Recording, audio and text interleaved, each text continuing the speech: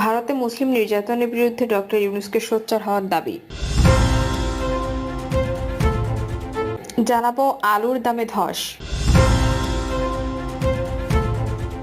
আমাকে হত্যা করতে কর্নেল জিয়াকে নির্দেশ দেওয়া হয়, ফেসবুকে সাবেক সেনাপ্রধান। এবং সর্বশেষ জানাবো অতীতের সব সরকারি নিপীড়ন চালিয়েছে। শুনছিলেন সংবাদ শিরোনাম, এবারে বিস্তারিত। ভারতে মুসলিম নির্যাতনের বিরুদ্ধে ডক্টর ইউনূসকে সোচ্চার হওয়ার দাবি। রমজান মাসেও ভারতের মুসলমানদেরকে হত্যা, নির্যাতন ও মসজিদে হামলাকারী নেতৃত্ববাদী হিন্দুত্ববাদী সন্ত্রাসীদের কঠোরভাবে দমন করতে ভারত সরকারকে চাপ দিতে বাংলাদেশের প্রধান উপদেষ্টা ডক্টর মোহাম্মদ ইউনূসের প্রতি আহ্বান জানিয়েছে বিপ্লবী ছাত্র পরিষদ। এ সময় হিন্দু মুসলিম এক হও, নিপীড়ন রুখে দাও, হিন্দুত্ববাদের কালো হাত ভেঙে দাও, গুড়িয়ে দাও, মানবতা দিচ্ছে ডাক, ভারতীয় মুসলমানরা মুক্তি পাক, Muslim life matters, stop the genocide, stop the hate, justice for Indian Muslims, Ramadan massacre must and ইত্যাদি স্লোগান দেওয়া হয়।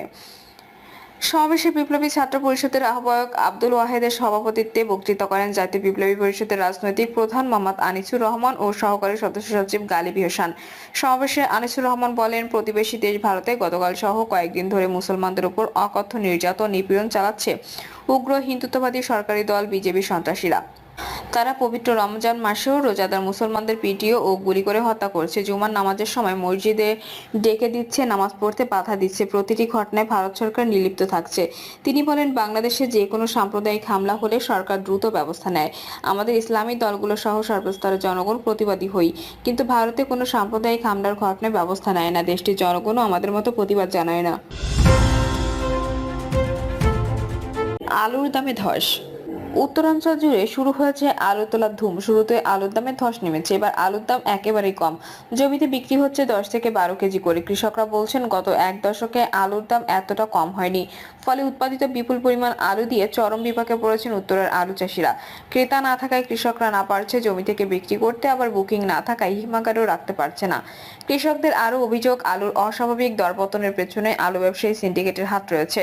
হিমাগার মালিকদের সঙ্গে ব্যবসায়ী সিন্ডিকেটের যোগসাজশ রয়েছে। ভুক্তভোগী কৃষকদের সঙ্গে কথা বলে জানা গেছে, গত বছর রাজশাহী সহ উত্তরাঞ্চলে প্রতি কেজি আলু সংরক্ষণের হিমাগার ভাড়া ছিল 4 টাকা।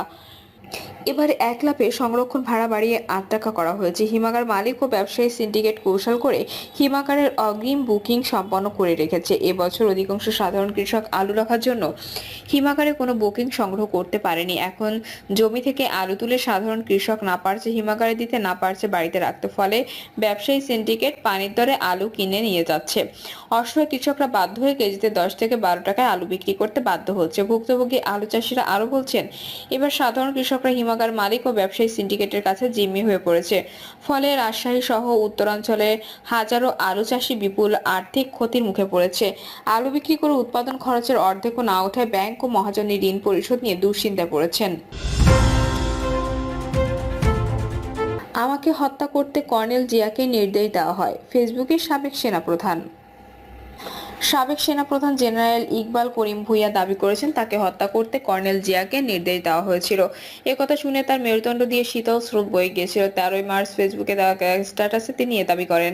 সাবেক সেনাপ্রধান, বিজিবি, র্যাব, এএসএসএফ ও আনসার নিয়ে আমার যত অভিজ্ঞতা শিরোনামে 6 পর্বে ফেসবুক অ্যাকাউন্টে পোস্ট করেছেন। এর 5ম পর্বে তিনি লিখেছেন, একদিন সেনাপ্রধানের কার্যালয়ে বোমা আতঙ্ক দেখা দেয়। অফিসে কার্যত সবাইকে তাদের অফিস থেকে বের করে দেওয়া হয়। Director military intelligence brigadier general Zaglul বোমা নির্ণায়ক ও যন্ত্রপাতি সহ তার টিম নিয়ে দৌড়ে আসেন। পরবর্তী আধা ঘন্টা অফিসটিতে তন্ন করে বোমা খোঁজা হয়।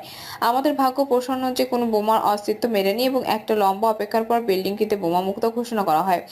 আমি জগলুলকে জিজ্ঞেস করলাম, কি হয়েছে? জগলুল জানালেন, তিনি তার এক অফিসার মেজর সুমনের কাছে জানতে পেরেছেন যে কর্নেল জিয়াকে আমাকে হত্যা করার নির্দেশ দেওয়া হয়েছে। শুনে আমার মেরুদণ্ড দিয়ে শীতল স্রোত বয়ে যায় এবং সন্দিগ্ধ নেই যে এখন থেকে আমাকে আরো বেশি সতর্ক থাকতে হবে, বিশেষ করে এক জায়গা থেকে আরেক জায়গায় যাওয়ার সময়। ব্রিগেডিয়ার জেনারেল জগলুলও আমার নিরাপত্তার জন্য অন্যান্য আনুষঙ্গিক ব্যবস্থা গ্রহণ করেন। বিশেষ করে প্রতি সকালে আমার অফিস ও বাসা পুঙ্খানুপুঙ্খভাবে সার্চ করার ব্যবস্থা করা হয়। জেনারেল ইকবাল করিম ভূঁইয়া লিখেছেন, আমি এরপর ফরমেশন অফিসারদের এবং বিভিন্ন প্রশিক্ষণ প্রতিষ্ঠানে প্রশিক্ষণার্থীদের উদ্দেশ্যে দেওয়া বক্তব্যে এসব অপারেশন বা ক্রসফায়ারের বর্বরতা ও এতে জড়িতদের সম্ভাব্য পরিণাম সম্পর্কে সরাসরি বলতে শুরু করি।